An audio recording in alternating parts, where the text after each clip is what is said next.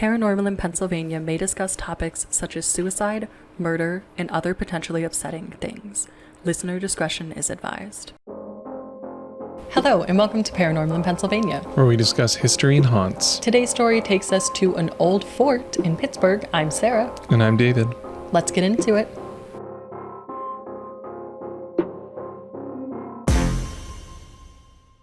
Fort Pitt Museum, a fort in Pittsburgh. Is it a pillow fort? On-the-nose intro. I'm sorry? Is it a pillow fort? It is not. Oh. Although I bet there were pillows there. So we actually went not back, but we went for the first time to this museum with your parents. I think the first year we started dating. Yes. It was a while ago that we went. I don't know if it was the first year but yeah, it was with my parents. Oh, no, you're right. It probably wasn't. Either way, it was years ago that we went.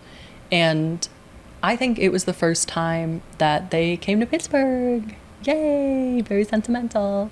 Oh, but also that was not the first time that they came to Pittsburgh. When we were together? Oh, when we were together, that was the first time they came. Yeah. While we were dating. Yeah. But, okay. There was no Pittsburgh before we were dating. Okay. Fair. Totally fair. No, I'm kidding. Okay, but I had never been here before. Had you been? I had been to the point, but I don't think I'd actually gone into the museum. Yeah, so I had also been to the point. So for people that aren't familiar, Pittsburgh has Point State Park, and that's where the fort used to be, Fort Pitt. On site, there's this museum and a few other buildings, and then there's a fountain and the layout of the fort in a big field. So just to acquaint you, a lot of people go to the field where the fort is because it's a state park. There's also a lot of events that are held there, like music and, the Arts Festival. Thank you. Yeah, the Arts Festival is normally there. So if you've been to Pittsburgh, you've probably been here. For those who are familiar with Pittsburgh or would like to look at a map, it's where all of the rivers converge. That's why it's called the point where the rivers converge. It was built during the French and Indian War, and it was constructed from 1759 to 1761, so it took 2 years to build.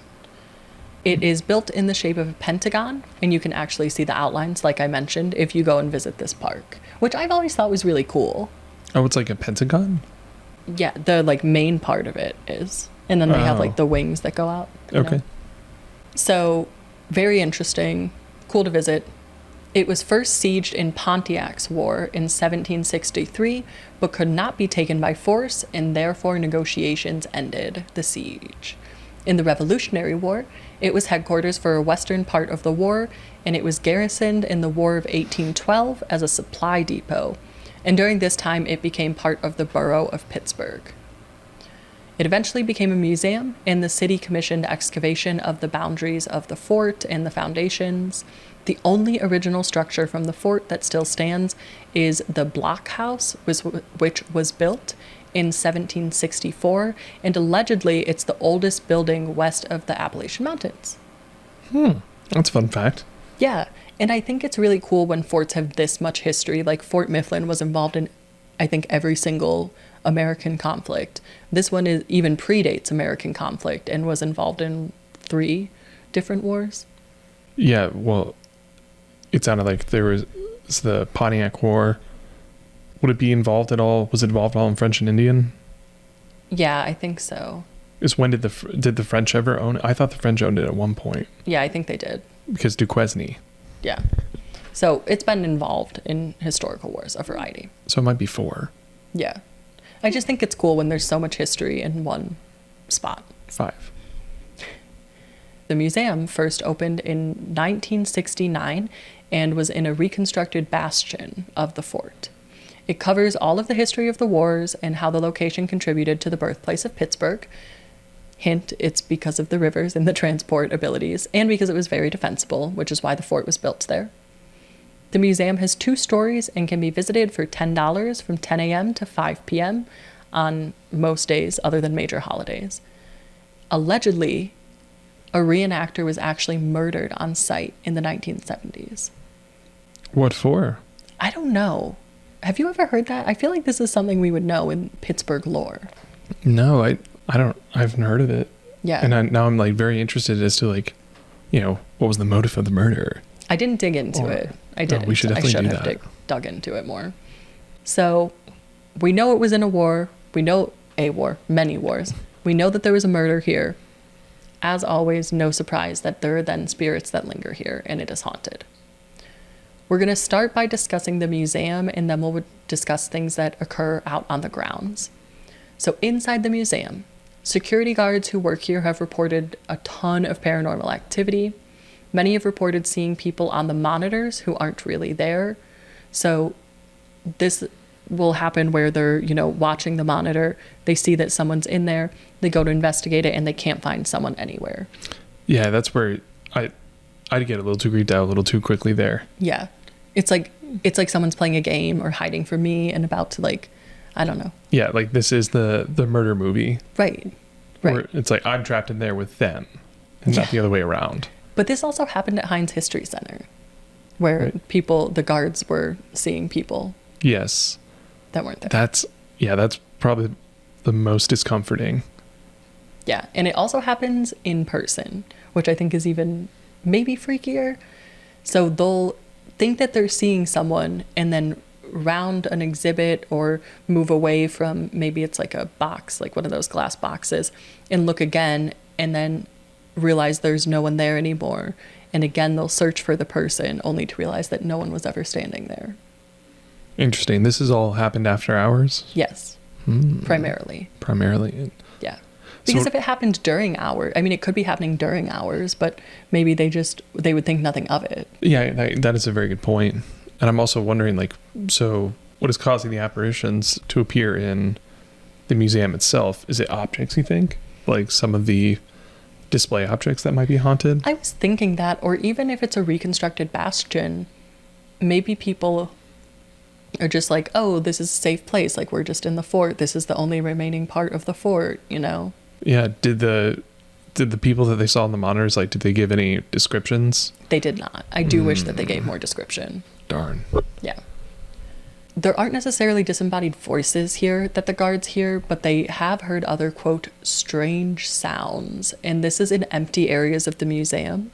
And this is where I think it's tied to the objects. I don't know why. The sound makes me think it's tied to the object less than the full-bodied apparition. But I guess because it's specific to certain empty areas of the museum that these tend to happen. So it's not a voice. Yeah. Is it humming? Because I'd probably nope right out of that. If I start hearing humming, no. If I ever want to scare you and Erica at an investigation, you guys make it so easy, knocking and humming. I would never do that, to be clear. Oh, no. I think you will. I won't. But anyways, they didn't say what the strange sounds were. Erica's looking over there. She's like, I agree with Sween. She's like, I will cry. She's shaking her head, yes. So there are other things as well, and this is more interesting to me than, seeing the people on the monitor and hearing strange sounds. Objects have actually disappeared from the museum or moved between exhibits. And workers initially thought that this was other staff members messing with each other or them, but no one confessed, and it has continued over significant amounts of time. So it'll be like, this musket ball, I'm making up these things, this musket ball is in this room, in a glass case. And then the next day when they come in, the musket ball is not where it's supposed to be. It's in another glass case. That's How did interesting. it move? Yeah, my first assumption when I heard that things disappear is that's unfortunately a staff member or somebody with malintention just lifting it and leaving. Sure. But I guess also though, my first question would be, are there cameras pointed at any of the exhibits that moved? I'm sure there were. It did say that they clearly weren't moved by staff eventually, some of the objects, they weren't moved by staff, but it didn't say that it captured videos of them moving, which is what I would be interested in. Right. So then it's it teleported? Right. Or... Does it teleport? Does it float out? Theoretically, it couldn't float out if it's in a glass case, well, right? it magically opens and then floats out as if the spirit literally is lifting it, but it's see-through. Okay, I see what you're saying there. Yeah, so I think that's really, really interesting. And sometimes objects from the displays are moved into strange places, like the fridge. What? Yeah.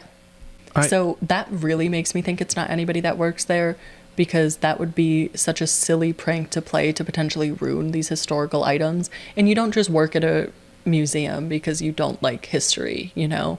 That wouldn't be a job that someone would seek out just because. It's not convenient to get there. Right.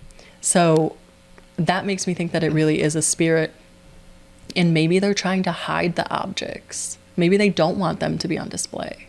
For some, okay, so for like the fridge, that might make sense, but when it's just moving between, I don't, my silly side says, no, this doesn't go here. It should go right here. I mean, maybe that's true. Maybe they're like, you do not have this stuff sorted correctly. I was there. I know. Right. Like, this is wrong and you need to fix it. And you won't fix it, so I will fix it. Yeah. And continue to fix it. And if any, I should not say that. Never mind. I was going to say if any spirits want to clean my house, but that's not an open invitation. Nope. Not an open invitation. Not an open invitation. So that's within the museum. That's what's happening. So it's given me Night at the Museum feels. Very reminiscent of Heinz History Center, like I said. There's also stuff on the grounds. And this is really interesting to me. Visitors report apparitions of 3 different nationalities: French, English, and American. Now you might be thinking, how do they know the nationality of the apparition? That is my first question. So, partially it's based on the clothing that they're wearing, and partially it's based on the language of the disembodied voices that accompany the apparition. Okay. Yeah. All right. Fair. Like, the disembodied voices certainly help, but the clothing, because of the wars and such, like, uniforms did change. Well, I'm sure. So how do you look at, and also how many people just know of these, not outfits, oh my gosh. Uniform. Thank you. Uniforms. Like, have common knowledge of that. Yeah, I did think about that. And I think with the Revolutionary War, we really think it's British is red and American is blue. But I don't know that you can say that in no other war was red used and no other war was blue used, for example. Right, because I thought French soldiers also wore blue as well. I mean, all 3 countries, America, France, and the UK, had the same flag colors. Yeah. So, the clothing thing is interesting to me. But like the disembodied voice, some people can definitely tell the difference of those. And the fact that there's a disembodied voice at all is cool. Yeah. And I did want to, I wish there was more information about the disembodied voices, because this is a very popular park. We do have people from other countries visiting Pittsburgh. So is it really a disembodied voice, or are you literally, are you seeing an apparition and hearing someone that is a French speaker speaking? And then you're linking the two, because there's also, and it's not to discredit anything, but there are a lot of like trees and foliage on the edges of the fort in the park. So you might not always be able to see everyone that you could potentially hear. You know what I'm saying? Yeah, absolutely. And I kind of thought that too. But, the other thing is, like, how come no one's ever just sat there with a camera to see if there's any, like, spirit orbs or anything throughout the park? We could be those people. I mean, we could definitely do that. My only fear, though, is there's probably a lot of light pollution, so I don't know, with if there is an orb. Is that an orb, or is that a, City light? Yeah, like a light from take your pick in direction. Yeah, that's true. Yeah, and so that leads me into the question of, would you go to this paranormal place? Because with a lot of these places, it's closed. Things are closed, and we can't just run investigations there. And while we can't investigate the museum, apparently they used to allow investigations, but they don't currently. While we can't go into the museum itself, we could go to the outline of Fort Pitt and Point Park and do an investigation. Yeah, we could do it late at night. That'd be fun. Yeah, it could be kind of dangerous to be downtown late at night in any city. No, we'll be fine. It'll be fun.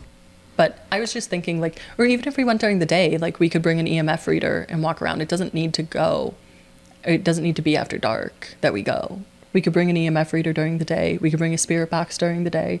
I probably wouldn't want to do REM pods because they're loud. But, you know, anything that we could keep to ourselves, we could do that. Is that something you'd be interested in? Yeah, Erica? All right. Feels like a low-stakes investigation. The look of terror on Erica's face. No. So those are the hauntings of Fort Pitt Museum. Again, I think it's really interesting that it was in so many wars. Any final thoughts, David? No, I do. Well, I think it's a really cool spot, like where you can see the outline of the fort. It's not like it's just like barely there. Like it is in stone or whatever you want to. Yeah. I don't know what material actually, but it is of a stone that outlines the whole fort within the park. And so it's kind of cool to be able to walk along it and see that it was actually quite large. Yeah. Yeah, I would be interested to go as someone that speaks a bit of French to see if I could discern what people were saying, what the spirits were saying. Yeah. And as an English speaker, I think I could maybe talk to the English one. You speak a little bit of French too, but I think it would also help because are they saying, do you want to go get a sandwich? Do you want to go take the bus? Or are they saying something that a French soldier would have been saying back then, you know? It's easy to hear a language that you don't know and say, oh, it could be a spirit, but it matters what they're saying. Right. And I'm also interested in how the language, like we probably have to look to see if there's any major changes in the French language. Yeah, I think there have been. Because did people used to talk in the passé simple? Yeah, I think more frequently than not. Maybe we need a more advanced French speaker. Either way, I would love to go. I think it's really interesting, the hauntings. I'd love to go back to the museum as well, see if anything's missing in the exhibits. Very freaky to me. Yeah, I don't know if my first reaction would be very freaky, but more of like, ooh, scavenger hunt. Yeah, that could be fun. That could be fun. Thank you for listening to the many hauntings of the Fort Pitt and Fort Pitt Museum specifically. Tune in next Thursday to see what hauntings we discuss next, and follow us on social media, TikTok, Instagram, at Paranormal in Pennsylvania for behind-the-scenes videos. Stay spooky, my friends.